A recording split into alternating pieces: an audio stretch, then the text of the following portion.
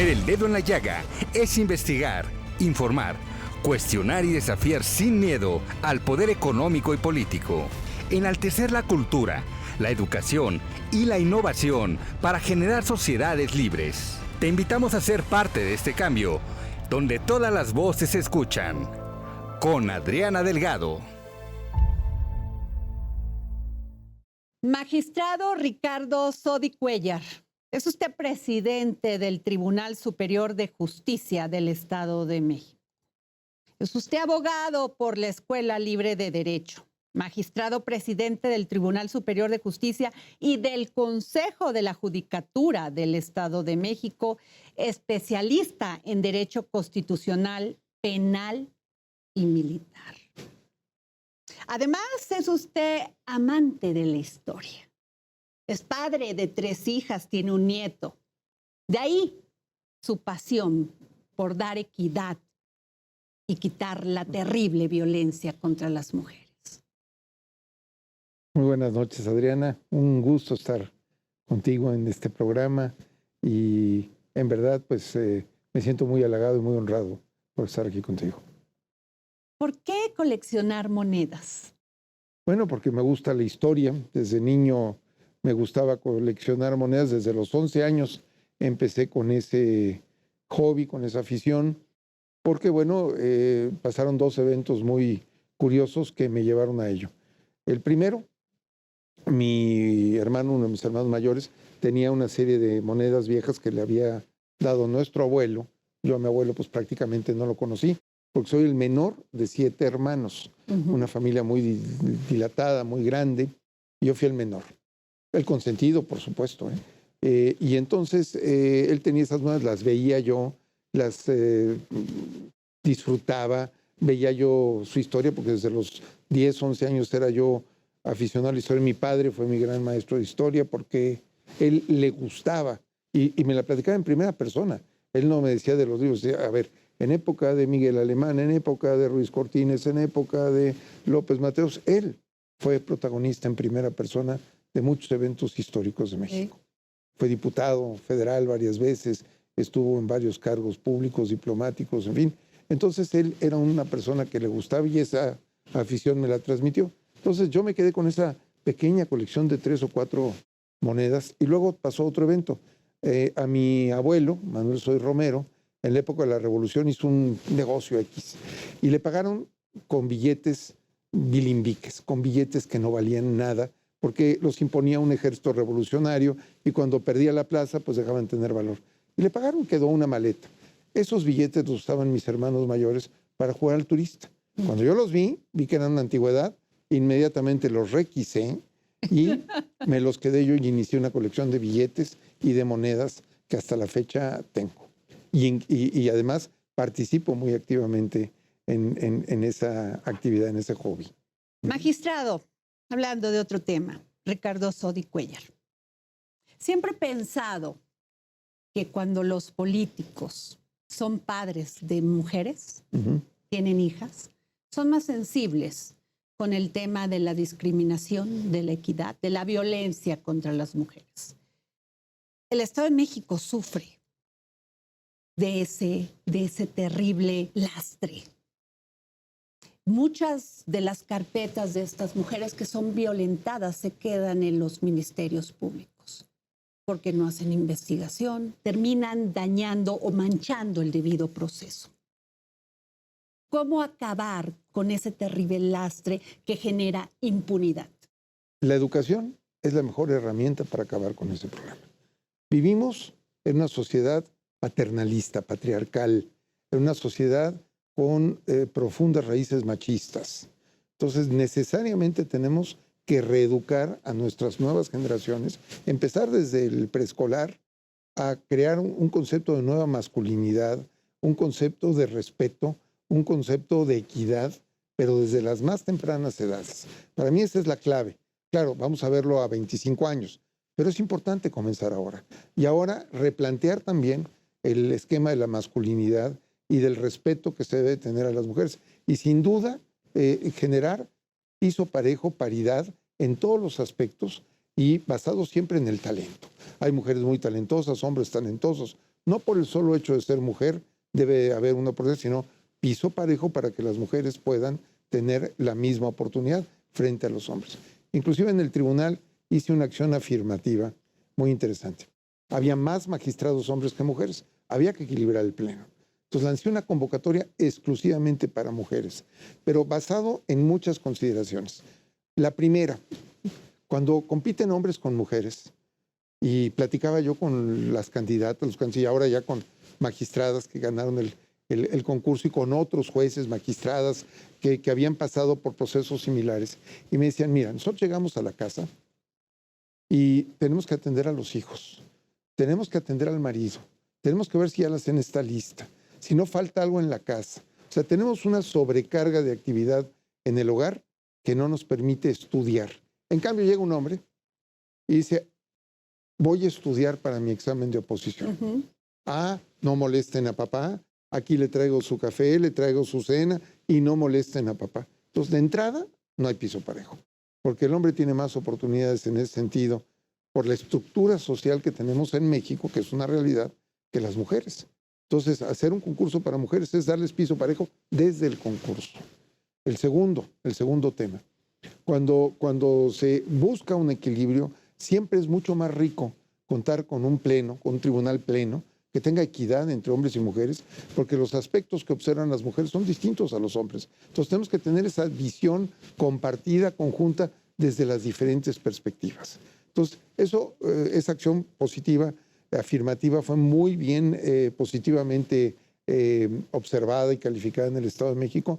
Y ahora que venga un nuevo proceso de renovación de magistrados, la idea es equilibrar plenamente al tribunal en pleno. Es decir, sacar una convocatoria donde se respete un número de mujeres y un número de hombres. Ahora, el talento abunda, abunda. En el Estado de México tenemos mujeres muy talentosas, hombres muy talentosos, y no tendremos ningún problema en llegar en la próxima integración del pleno a 50-50. Ahora, en un tribunal se requiere no cuotas, se requiere profesionalismo. No, se requiere profesionalismo, se requiere experiencia, se requiere dedicación. Y una cosa muy importante, temple. Porque seguramente ha visto que a últimas fechas en México no se critica una sentencia, se critica al juez o a la jueza. Eso en un país civilizado no sucede. No digo que México no lo sea, pero en eso todavía no hemos avanzado. Aquí estamos en este momento criticando al juez, a la persona que emite una resolución, que sentencia viene de la palabra sentir, es el sentir del juez. Si el juez se apega a las normas procesales, al derecho, a la jurisprudencia, y es lo que él considera, pues tiene que ser respetable su resolución, aunque no guste a la gente. Pero aquí criticamos al juez cuando no gusta una resolución, pero no analizamos la sentencia. Y esas sentencias después son objeto de revisión, apelación, juicio de amparo, y estamos perdiendo el foco. Podemos tener defensa en varias instancias. Claro, por supuesto, de eso se trata el sistema judicial de un país. La primera instancia no es la última, pero aquí se molestan por el sentido de una resolución, sobre todo tratando temas de género, y nadie quiere analizarlas después. Es más, cuando pregunto, ¿han leído la sentencia para emitir un juicio de valor? Nadie lee la sentencia. Todas las sentencias en el Estado de México se publican en versión pública. Tenemos más de 250,000 sentencias en versión pública consultables, con un motor de búsqueda muy preciso y respetando desde luego la protección de los datos personales. Pero ese es un primer paso y las mujeres tienen mucho temple y en ese sentido tienen mucha legitimidad cuando emiten resoluciones, sobre todo tratando temas de género. Nadie las puede acusar de ser contrarias a su propio género. En cambio, un hombre es más vulnerable en ese sentido. Pero necesitamos ese equilibrio porque, y sobre todo en los tribunales de alzada, hay una visión compartida. Procuramos que los tribunales de alzada que se integran de 3 magistrados estén equilibrados, hombres, mujeres. Haya tanto hombres como mujeres. A veces pues tiene que haber 2-1 necesariamente.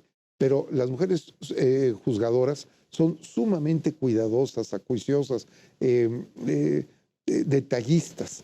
Los hombres quizá no seamos así, tenemos otra visión de la circunstancia, pero es muy importante combinar esas dos visiones. Por eso un tribunal se enriquece cuando hay equilibrio en la integración. Yo le quiero preguntar esto. Efectivamente, se juzga, valga la expresión, o se ataca o se denuncia más a los jueces. ¿Y dónde queda el trabajo de las fiscalías, que son los que integran la carpeta? Claro. Que va a un juez. Claro. El sistema judicial es integral y tenemos que analizar tanto la acción de la gente del Ministerio Público, de las diferentes fiscalías, porque el juez va a resolver sobre la base en materia penal de la acusación que presenta el Ministerio Público y de las pruebas que presenta el Ministerio Público y las desahoga en juicio. Aquí tenemos un principio que se llama presunción de inocencia. Entonces, la carga de la prueba necesariamente es del agente del Ministerio Público. También la defensa tiene su parte, tiene que hacer lo suyo. Pero una defensa puede ser pasiva inclusive. A ver, yo me voy a dedicar a atacar las pruebas del Ministerio Público, porque si son insuficientes, tienen que dictar una sentencia absolutoria. Y eso a veces las personas no lo entienden. No es una decisión unilateral del juez, porque el juez también asume responsabilidad. Al firmar la sentencia, asume una responsabilidad. Porque el juez tiene que necesariamente valorar las pruebas, revisarlas, ponderarlas, justipreciarlas. Y en ese contexto emite una resolución, que es su sentir personal. Como se dice en materia jurídica, de conformidad con su leal saber y entender. Con su leal saber y entender. Entonces emite una resolución. Esa resolución puede gustar o no gustar. Está bien, critiquemos la resolución. Así, con la glosa de sentencias, progresa el derecho, se empujan las fronteras del conocimiento del derecho, se genera una corriente de opinión, pero el juez tiene que ser respetado en su integridad personal, en su intimidad, en su carácter y investidura como juez o como jueza, y se tiene que respetar esa investidura. Critiquemos las sentencias, no al que las dicta. En un país como este, que estamos en constantes debates políticos y que pues todo es utilizable, todo lo que se pueda criticar, dañar, cuestionar. El gobierno federal ha cuestionado terriblemente al Poder Judicial, ha hablado de corrupción, lo ha mencionado en mañaneras, y la opinión que tiene la ciudadanía es que la corrupción e impunidad viene del Poder Judicial. Sin duda, la función de un juez no es popular, ni está diseñado para ser popular, ni está diseñado para atender a los deseos de la colectividad. Está diseñado para aplicar un sistema de normas de derecho, de ponderar pruebas, de aplicar un sistema de jurisprudencia y ser muy responsable en eso. Porque mire, la forma más democrática de hacer justicia, la más democrática que hay, es el linchamiento. Mátenlo, ahórquenlo, crucifíquenlo. Es muy democrático, todos levantan, todos votan, todos participan. Pero es de lo más injusto, porque no se respetan las normas esenciales mínimas de un procedimiento que hemos tardado 2000 años en construir para crear un sistema de aplicación del derecho que nos lleve hacia la justicia. Y para eso tenemos que tener agentes del Ministerio Público capaces y éticos, defensores capaces y éticos, porque a veces los defensores privados también les falla la ética y la corrupción es circular. No podemos negar que hay corrupción en todos los ámbitos, el Poder Judicial, las fiscalías, los defensores, no lo podemos negar. Pero también tenemos que crear una cultura de la ética, rescatar los valores de nuestra sociedad y, sin duda, también fomentar la cultura de la denuncia. Porque todo el mundo habla de corrupción y no la denuncian. Les da miedo, les da flojera, les da pereza o están involucrados y por lo tanto la corrupción está subyacente, pero si no tenemos una cultura de la denuncia, no vamos a progresar jamás. Es muy fácil, decir, tal juez es corrupto. Muy bien, denúncialo y vamos a investigarlo. Claro. Y es muy fácil valorarlo, porque si se dicta una sentencia contraria a derecho o que vaya en contra de las actuaciones judiciales o que sea evidentemente lesiva para los intereses de una de las partes, es evidente que hubo un acto de corrupción. Entonces, los consejos de la judicatura, del que presido yo también, tienen la facultad para cesar a un juez, para suspenderlo, para investigarlo, pero todo tenemos que partir de la denuncia o de la investigación. No todo es denuncia también. En el Estado de México detectamos una serie de redes de corrupción y las combatimos abiertamente. En un caso, fíjese, un medio de comunicación denunció un acto de corrupción en un juzgado que tenía impacto en el estado de Morelos. Lo que hice yo, cuando vi la noticia, es llamarle al reportero que había hecho. Dice, oiga, venga, quiero verlo, quiero que platiquemos, quiero que me ahonde todo esto para iniciar una investigación. Usted va a quedar al margen, nombre y todo, y el medio que usted representa, pero necesito la información para actuar. En ese momento iniciamos una revisión del juzgado y detectamos tremendas irregularidades. El actual juez está sujeto a proceso penal junto con varios colaboradores de ese juzgado, pero además los abogados que se prestaron a eso. Entonces, hay también una revisión permanente para que nosotros estemos encima de esas prácticas irregulares y corruptas que tenemos que erradicar. Sin duda, la corrupción en México es uno de los principales lastres que tenemos porque evita que la autoridad se legitime. ¿Por qué tiene mala imagen un juez o un ministerio público o un policía? Hay policías, ministerios públicos y jueces muy decentes, muy honestos, claro, muy probos, pero hay otros que no lo son y entonces por unos pagan otros. Pero el que se pierda la legitimidad de un juez es muy peligroso en un país, porque si no tenemos quién sea el árbitro de última instancia que resuelva un asunto, estamos perdidos, porque finalmente los conflictos entre dos personas no se van a resolver poniéndose de acuerdo. Claro, existe la mediación y otras, pero hay dos conflictos que nunca se van a poner de acuerdo. Tiene que haber un árbitro que diga, este tiene razón y este no, y se acaba la cuestión social. Si no tenemos en una sociedad un árbitro, es como un partido de fútbol sin árbitro. ¿Quién dice si es gol, si no es gol, si es penalti, si no lo es, si hay una falta o no la es? Tiene que haber un árbitro. Y fíjese, cuando el árbitro hace bien su trabajo, no se nota. Y cuando hace mal su trabajo, se nota muchísimo. Así es. Cuando un juez hace su trabajo, no se tiene que notar, se tiene que notar la sentencia y la resolución del caso. Pero él como persona tiene que estar al margen de eso. Tenemos que generar una cultura de la respetabilidad. Tenemos que respetar a nuestros maestros. Hemos perdido el respeto a nuestros maestros, a nuestros policías, que hacen una labor de verdad heroica, a nuestros jueces, a nuestros agentes del Ministerio Público. Una sociedad que no respeta a sus autoridades es una sociedad condenada al fracaso y a la anarquía. Si no generamos una cultura del respeto hacia la institucionalidad, hacia el respeto a la ley, al respeto al Estado de Derecho, la tutela de los derechos humanos, estamos perdidos. Porque en ese sentido no vamos a tener árbitro legítimo que resuelva una controversia. Entonces el problema seguirá siempre existiendo. Yo le pregunto esto, magistrado. El presidente Andrés Manuel López Obrador, Claudia Sheinbaum, candidata de Morena, dicen que es necesaria una reforma judicial. ¿Usted qué piensa? Sí creo que sea necesaria. ¿Y hasta dónde?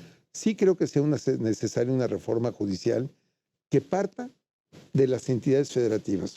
Porque aquí hay un dato demoledor. El 70% de los asuntos, o más quizás 75%, es competencia de los tribunales locales.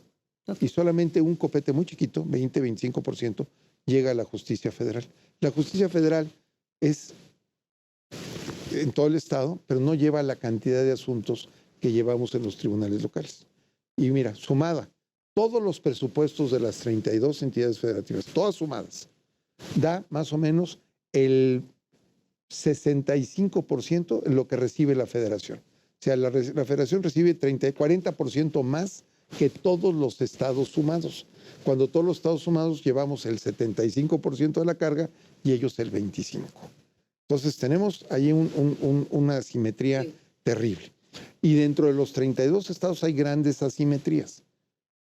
Una quincena del estado de México equivale al presupuesto completo del estado de de Colima. O sea, con lo que pagamos una quincena en el Tribunal del Estado de México, se paga el presupuesto completo del estado de Colima.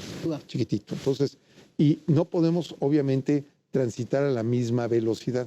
Entonces, necesitamos una reforma judicial, primero, que garantice la independencia judicial. Segundo, que garantice la independencia presupuestal y la autonomía presupuestal de las entidades, de los tribunales. Porque sin un tribunal con suficiencia presupuestal, bien pagado, todos los demás asuntos no se van a resolver. Entonces sí se necesita una reforma que parta de la realidad de los estados y que tenga, obviamente, un sustento real en cómo construir un tribunal de justicia que tiene el contacto directo con la gente y donde es importantísimo legitimar la actuación del juez. Muy importante, porque, insisto, si un juez no es respetable y la institución no es respetable, entonces ¿quién va a resolver los conflictos sociales? Así es. ¿Y quién va a resolver los conflictos sociales con definitividad? Porque entonces no vamos a creer en el árbitro jamás, no vamos a creer en nuestros jueces jamás. Eso es muy peligroso, mucho, muy peligroso. Para una sociedad contemporánea no podemos nosotros estar al margen de un sistema de derechos, de un Estado de Derecho, donde hay una administración de justicia respetada y respetable. O sea, en ambos sentidos, respetada por la sociedad y respetable en su actuación. Sobre esto, magistrado, esto que está usted diciendo, ¿cómo se puede garantizar la independencia y la imparcialidad en la impartición de justicia? Hay tres elementos que tienen que ver con la independencia judicial.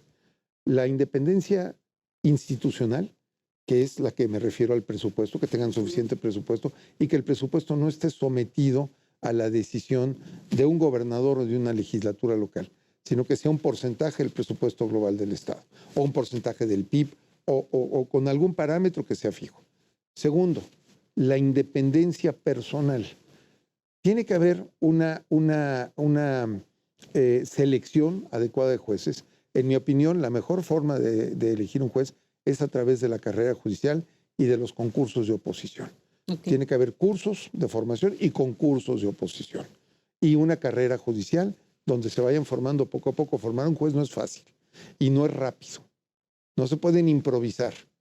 Entonces tienen que tener templanza, fortaleza, conocimiento, seriedad y sobre todo mucha fortaleza para dictar resoluciones y sostenerse en ellas. Entonces, formar un juez es difícil, es largo, es un proceso largo. Ya no digo un magistrado o un ministro en el ámbito federal o local. Es un proceso largo, tardado y donde se busca tener a los mejores. Y la mejor forma es el concurso de oposición y el concurso de plazas. Y la tercera parte de la independencia judicial, ya dije la institucional, ya dije la personal, y ahora viene la funcional. Que cuando alguien, un juez, un magistrado, un ministro, dicta una resolución, sea respetado en todas sus decisiones y se critique la sentencia y no al juez. Vuelvo al inicio de mi plática. Se respete la sentencia y se respete al juez y se cuestione la sentencia todo lo que quieran. Porque los jueces pueden ser revisadas, revocadas, modificadas, sus resoluciones. Entonces, esos son los tres aspectos de la justicia. Y otra cosa, yo haría más sencillos los procesos de justicia. Vamos, hoy tenemos una ley de amparo complejísima, una ley de amparo sumamente técnica que ha perdido la esencia práctica con la que nació. Además, es el remedio en el que todos los mexicanos creemos. Cada vez que un mexicano tiene un problema, saca un amparo. Un amparo, sí. Todos, ya es una cultura general. Es como tómate una aspirina. El amparo es aceptado que es benéfico.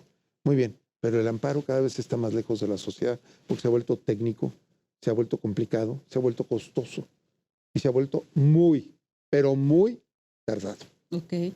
Entonces, debemos de volver a los orígenes de una demanda de amparo sencilla, fácil y accesible a la ciudadanía, que sea mucho más cómodo y mucho más fácil, que no sea un tema de especialistas ni de alta especialidad, sino un tema de justicia cercana a la gente. Entonces necesitamos una reforma real al juicio de amparo porque hemos perdido su esencia. Otra cuestión, a veces las decisiones de los tribunales federales bloquean las decisiones de los juzgados locales. Ajá. Pongo un ejemplo, hay infinidad.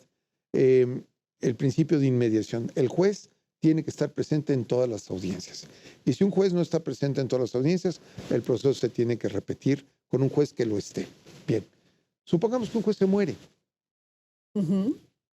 Ya vio todo el proceso, está todo videograbado. ¿Qué pasa ahí? Se muere el juez y ya no puede dictar la sentencia. O peor todavía, Ajá. Dicta la sentencia, pero no la puede explicar en público, ni puede ya, porque está muerto, dictar la pena. Primero se explica y luego se dicta la pena. Dice, eres culpable, y en otra sentencia después, ¿cuántos años te tocan? Muy bien. Y ya no lo puede hacer. Entonces, el criterio federal se tiene que reponer todo el procedimiento. No tiene sentido, no tiene lógica. 5 Ahora, años, 10 años. el tiempo que ha durado el juicio, que normal son tardados, 1 año, por ejemplo, en la primera instancia. Y entonces se complica si el asunto es de un secuestro, de una violación. Revictimizamos a las personas. Claro. Y es un criterio completamente absurdo. Absurdo, ¿eh? Interesante. Absurdo. Y así como esos criterios absurdos que se fijan en el excesivo formalismo del proceso, sí hay un principio de inmediación, pero está todo videograbado. Se ve la videograbación, se puede ver hasta los gestos de las personas. Si es que no hay necesidad de eso. Entonces, esos criterios que han tomado las autoridades federales son muy lesivos para la Administración de Justicia local. Muy lesivos para la Administración de Justicia local. Y ese es uno de muchos. Otra, el procedimiento abreviado. El procedimiento abreviado era un procedimiento en el que las personas aceptaban su culpa y se les imponía una pena mínima reducida en un porcentaje. Y eso era posibilidad pedirlo tanto la defensa como el Ministerio Público. Se impone el Código Nacional de Procedimientos Penales. Y entonces esa facultad ya solo es del Ministerio Público. Solo el Ministerio Público puede ofrecer y autorizar, con la aprobación del juez, un procedimiento abreviado. Pero si no se... Y eso genera una corrupción terrible. Porque si el Ministerio Público no abre la puerta, aunque el otro quiera confesar, se tiene que ir al juicio. ¿Qué necesidad hay de todo eso? Y además, la oferta del Ministerio es una justicia negociada, y entonces la negociación pues, no es con base en la ética profesional ni en la seriedad con la que se debe investigar, sino temas económicos, monetarios y corrupción. Entonces, eso tiene que cambiar, porque además tenemos un sistema en el que somos una federación. Este año cumplimos 200 años de la Federación Mexicana. A mí que me encanta la historia, es el año de Miguel Ramos Arizpe, el padre del federalismo. Eso es lo que tendríamos que estar celebrando ahorita. 200 años de federación. Y este debería ser el año de Miguel Ramos Arizpe. Se celebra un líder revolucionario, Felipe Carrillo Puerto, que no tiene que ver con el contexto de los 200 años de la Federación Mexicana. Si somos una federación, tenemos que respetar los ámbitos de autonomía de las entidades federativas y no querer todo centralizarlo, porque somos una federación con vocación centralista. Entonces, el Código Nacional de Procedimientos Penales y ahora el de civiles y familiares es competencia del Congreso de la Unión. Y al Congreso de la Unión le tiene muy sin cuidado los problemas que tienen los estados, porque tiene una agenda nacional. Y está bien que tengan una agenda nacional, pero por eso los códigos civil, penal y de procedimientos deben ser competencia de los estados. Partimos de una hipótesis falsa. O sea, que el penal, por ejemplo, homologarlo no es... ¿Se puede homologar? Se puede homologar. Claro, pero no con un código nacional, porque todos los códigos, Adriana, necesitan ser actualizados. La vida cambia y las leyes tienen que cambiar. Pero para que cambie una ley en el ámbito federal es tardado, lento, muy tortuoso, y en el ámbito local es muy rápido. Simplemente se hace la reforma para el Código Nacional de Procedimientos Civiles y Familiares y tardaron 5 años en promulgar el Código Nacional. 5 años. Cuando es un tema urgente, es un tema del día a día en los estados. Entonces, partimos de una hipótesis incorrecta, que centralizar y federalizar es mejor que darle la autonomía a los estados. Es una hipótesis falsa. No tiene sustento. Tiene sustento en un vicio histórico mexicano. ¿Tiene que ver algo con el presupuesto? No, nada. Con el centralismo que vivimos en México. Somos una federación simulada, pero un centralismo realista. Todo lo queremos federalizar. Veo incluso con pena y tristeza que muchos aspirantes a cargos de elección popular no conocen la regla básica de distribución de competencias entre federación y estados y hacen propuestas que les corresponden a los estados y no a la federación. Y viceversa. Sí, cuando llegue a ser diputado o senador voy a cambiar esto. Voy a poner en el Código Penal Federal una tal cosa. A ver, yo no he visto divorcios federales, no he visto violaciones federales, ¿no? ¿Verdad? Son delitos del orden común. Sí. Entonces, a veces les falta un poco de sentido común y de conocer lo básico. No digo que sean expertos en derecho constitucional, pero sí lo básico de un sistema de distribución de competencias que la Federación tiene facultades explícitas y los estados facultades residuales. Y ambas disposiciones son de igual valor jurídico. Hablemos de los hechos.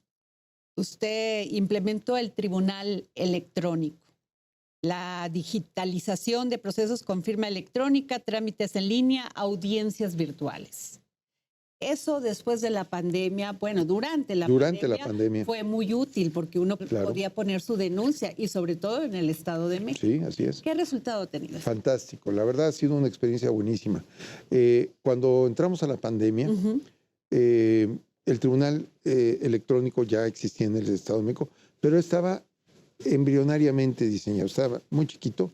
Nada más para muestra, teníamos 3,000 firmas electrónicas registradas. O sea, 3,000 personas que estaban registradas para entrar al tribunal electrónico. Entonces, eso fue enero de 2020. Yo inicio mi gestión en enero de 2020. Muy bien, inicio muy bien. Y en marzo, el COVID. Ay, duro. Durísimo. Entonces, si no hubiéramos tenido un tribunal electrónico del cual echar mano, y desde luego ahí potencializarlo a una dimensión increíble, no hubiéramos podido hacer frente a la situación de emergencia. Y nos hubiera pasado lo que a otros estados o a la Ciudad de México que se colapsaron. El Estado de México no paró un día, una semana paramos nada más, en lo que reorganizamos fuerzas y nos pusimos de acuerdo. Pero el tribunal durante toda la pandemia siguió administrando justicia, llevando a cabo convivencias virtuales de familias desintegradas, en fin, funcionando en todos sentidos. Y fuimos no solo punto de lanza, sino ejemplo para que muchos estados nos imitaran.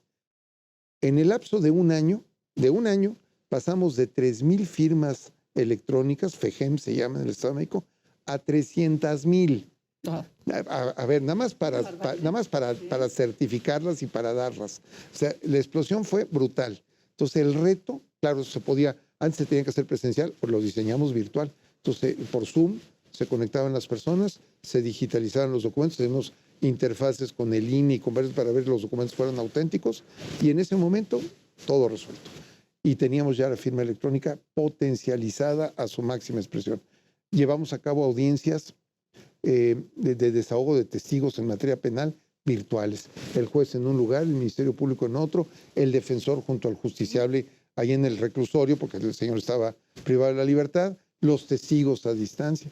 Llevamos un divorcio que en otras circunstancias hubiera tardado décadas, o por lo menos lustros. Un divorcio entre una persona que vivía en Singapur y otro vivía en Turquía, en Estambul. Hombre y mujer se divorciaban. Nos tardamos una semana, gracias al procedimiento virtual, y que los dos comparecieron con su firma electrónica desde Estambul y Singapur. En una semana terminamos con el proceso. Imagínense, exhortos, cartas rogatorias. Imposible. El tribunal electrónico ya llegó para quedarse y lo hemos explotado mucho. Ya vamos en la versión número 3 de nuestro tribunal electrónico. O sea, los tribunales electrónicos, como las aplicaciones de los teléfonos, van evolucionando, van migrando hacia procedimientos. Claro. Ya vamos en el número 3. O sea, hemos aumentado nuestra capacidad, hemos sido muy creativos en el tribunal electrónico. Hay mucha resistencia de muchos litigantes y también de algún personal interno del tribunal, pero tenemos que perseverar porque es lo de hoy. Claro. Hoy ya nadie va a una sucursal bancaria a hacer un trámite, todo se hace en el celular. Bueno, lo mismo van a hacer con la Administración de Justicia, presentar promociones, checar acuerdos, contestar demandas, presentar demandas, todo tendrá que ser por la vía digital. Y eso es muy bueno porque nos evita molestias, gastos, traslados, vuelve a la justicia más transparente, menos corrupta y sobre todo le da un grado de seguridad. Ya nadie se va a poder robar un expediente, por ejemplo. Pues sí, cosa que antes sucedía, que antes sucedía, hasta los abogados decían el recurso de alzada. Pasaban hasta abajo. Hasta abajo, ¿no? Estas cosas se acaban. Entonces, la digitalización de la justicia y la justicia electrónica es un gran avance. Claro. Y el éxito de la amnistía en el Estado de México, liberación de personas que por pobreza cometieron algún delito. Sí. Esa es la justicia, no está cerca de los reconocemos recursos. Y se reconoció por la legislatura del Estado, el tribunal que fue muy proactivo en esto, que nuestra sociedad es muy injusta porque tenemos grandes asimetrías sociales. En el Palacio Negro de Lecumberri, cuando era cárcel, había un letrero que decía: en este lugar impío donde reina la tristeza, no se castiga al crimen, sino a la pobreza. Y es cierto, una persona con recursos que puede contratar un gran despacho de abogados, pues no le pasa nada, o tiene lo que merece, o sea, ni de más ni de menos. Es una persona que no tiene recursos, hacen de él lo que quieren, lo culpan, lo inculpan, lo destruyen a su familia, a él, a todo su entorno.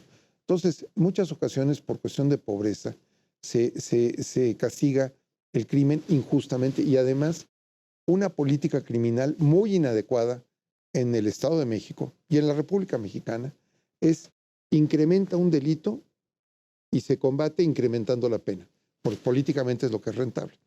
Hay aumento de robo. Si hay aumento de robo, castiguemos más duro el robo. Eso no inhibe el delito, pero sí incrementa la violencia con la que se comete el delito.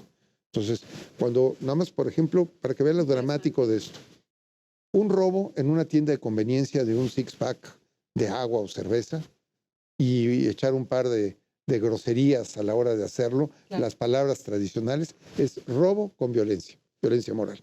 Y la pena mínima son 8 años, 6 meses de prisión.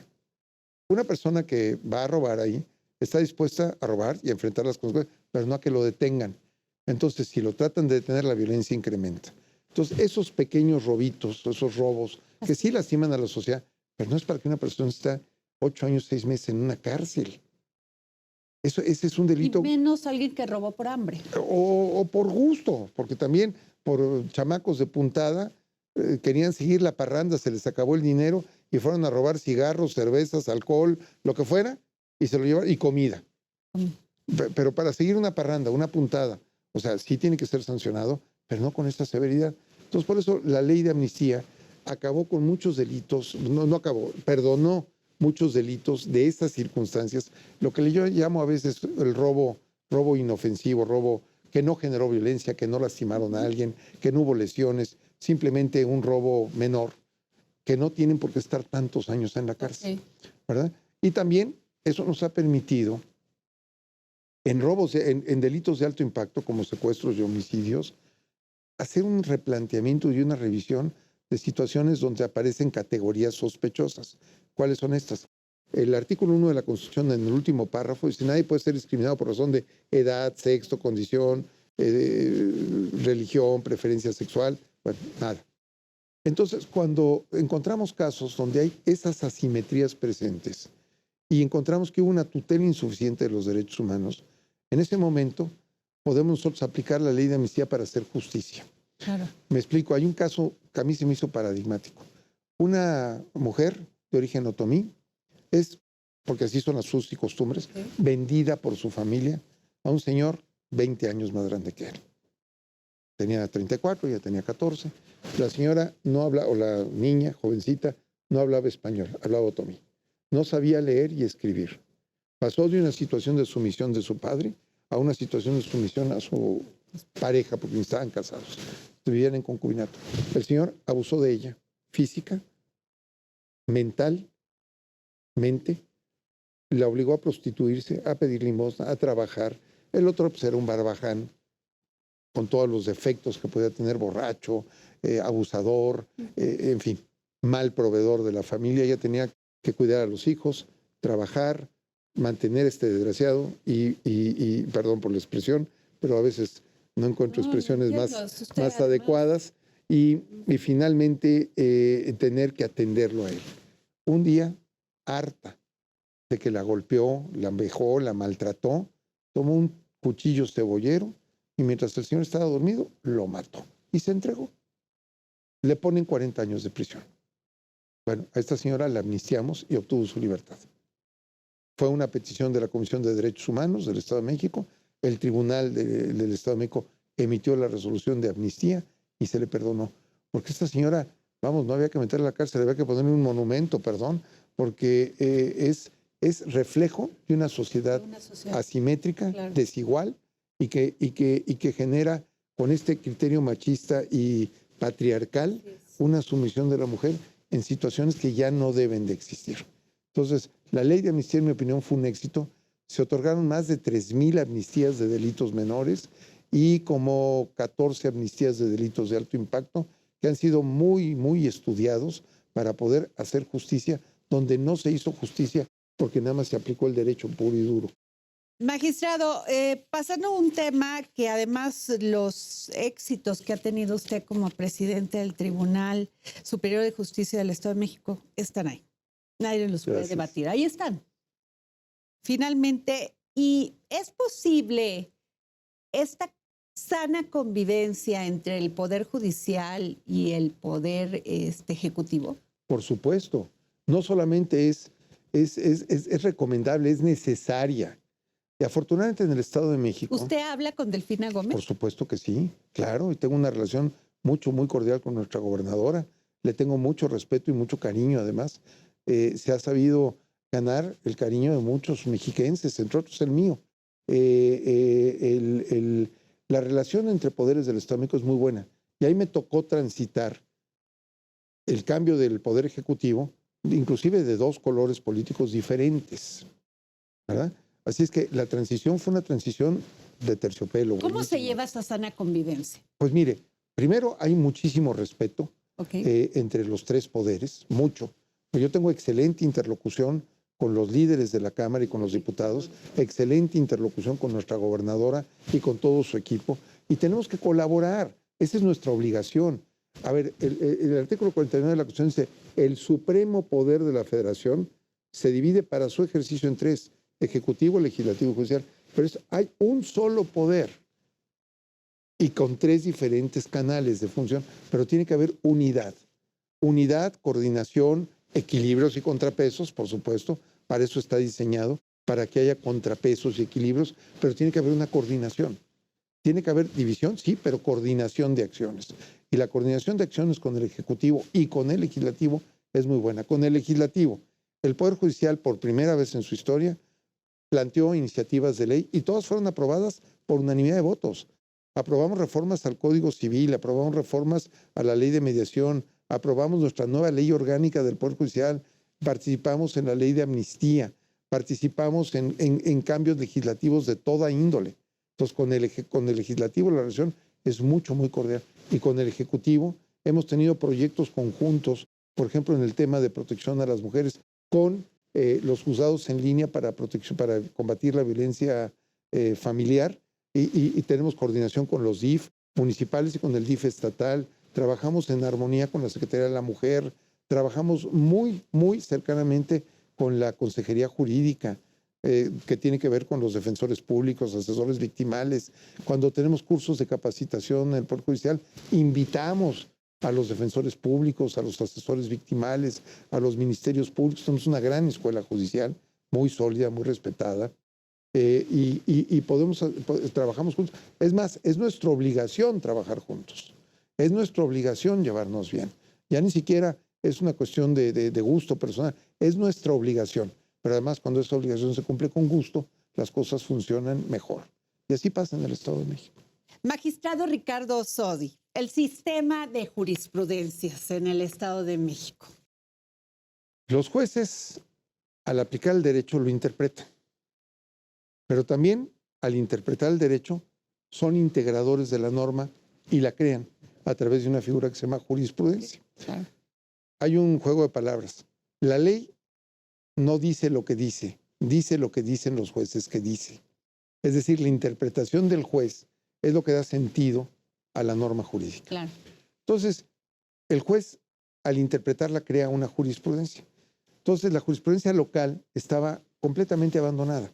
Cuando planteé la reforma, la iniciativa de ley orgánica del Poder Judicial a la legislatura del Estado de México, se planteó un sistema muy novedoso de jurisprudencia, de diferentes tipos de jurisprudencia, para que la actividad de los jueces sea más proactiva con la justicia local, con aspectos de legalidad, porque la jurisprudencia que todos conocemos es del Poder Judicial de la Federación y tiene que ver con interpretación constitucional y tutela de derechos humanos, pero en ocasiones los aspectos de legalidad y de procedimiento son ignorados. Okay. Entonces se abrió un espacio muy completo para que en el Estado de México pudiéramos integrar eso.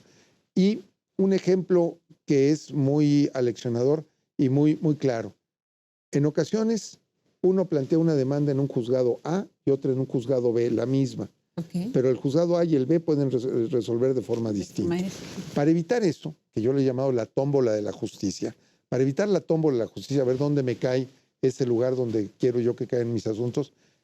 Cuando se plantea un asunto en el juzgado A, pero a mí ya me resolvió otro en el juzgado B conforme a mis intereses, yo le digo al juez A, juez, aquí tengo una sentencia previa que dio tu compañero, resuelve igual, porque son los mismos hechos y el mismo planteamiento de derecho, resuelve igual. Si no quieres resolver igual, dime por qué no resuelves igual. Y al momento de apelar esa sentencia, si no resuelve igual, el Tribunal de Alzada va a fijar un criterio único. Entonces dice, ahora el criterio que se va a fijar es este. Entonces evitamos la tómbola de la justicia y generamos una certeza jurídica mayor. Interesante. Es una cosa novedosa, no lo tiene ningún Estado de la República. La Federación lo incorporó, pero todavía no aplica. Para lograr esto, pusimos en un repositorio del Poder Judicial más de 230,000 sentencias para que los litigantes investiguen y le planteen a los jueces, aquí tenemos un precedente, utiliza, por eso se llama jurisprudencia por consideración o precedente por consideración. Entonces se crean esos precedentes. Hicimos más sencilla la creación de la jurisprudencia. En vez de 5 resoluciones, serán 3. Cuando haya 2 criterios encontrados, el Pleno resuelve cuál es el que se aplica. Entonces, ese avance en la jurisprudencia espero que genere resultados muy positivos para hacer mucho más clara la justicia. Porque es importante cuando va uno a ver un abogado, oiga, ¿cuáles son mis probabilidades de éxito? Uno siempre pregunta eso. Pues verá usted, hay 3 o 4 precedentes a favor de lo que usted pide, o hay 3 o 4 en contra de lo que usted pide. Entonces, las posibilidades de tener éxito son muchas o son pocas, pero eso hoy un abogado no lo puede decir. Pero a partir de lo que se hizo en el Estado de México ya lo podrá decir, porque puede tomar en cuenta los precedentes de casos similares. Por ejemplo, ¿se digitalizaron 250,000? Sí. ¡Qué barbaridad! Sí, se digitalizaron. Ya todas las sentencias son en versión pública. Entonces se van digitalizando y creciendo, creciendo. Cada año más o menos se dictan unos 50,000 sentencias en el Estado y ese año que cerraremos con 300,000 y así. Se van digitalizando en versión pública. También nos ayuda mucho la tecnología. Y ahora con la incursión de la inteligencia artificial, pues vamos todavía a mejorar el proceso, porque la inteligencia artificial resuelve problemas de aplicación mecánica. Okay. Por ejemplo, si una sentencia tiene los nombres, entonces los nombres se pueden quitar automáticamente con ese programa de inteligencia artificial, se ponen y se quitan automáticamente. Entonces, eso nos permite tener sentencias en versión pública de fácil elaboración, sin invertirle muchas horas, hombre. Pues muchas gracias, magistrado Ricardo Sodi Cuéllar, presidente del Tribunal Superior de Justicia del Estado de México. La verdad, una plática muy provechosa para todos aquellos que lo escuchamos. Muchas gracias, Adriana. Por estar aquí. Un placer estar contigo y en tu programa. Gracias.